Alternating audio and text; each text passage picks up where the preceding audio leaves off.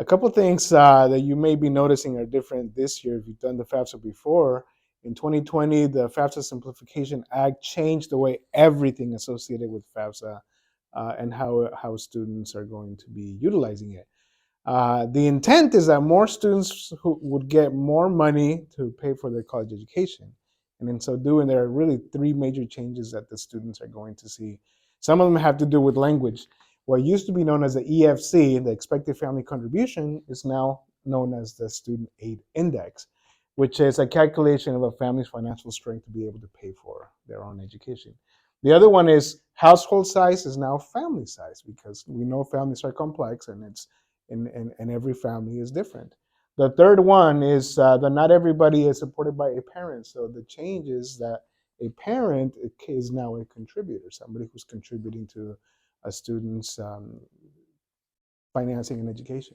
So those are some of the big changes that the user will see.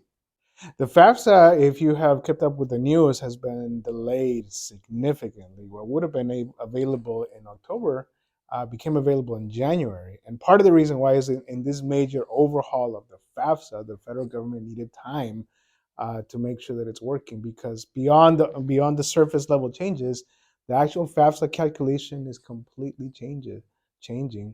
So one of the things that's important to remember is that now students don't have to input all the financial information, because the user is given the federal government access to IRS data.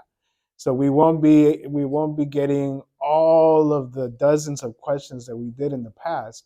But the challenge is implementing it for the user to make it simple was a much more complicated process than I think anyone expected.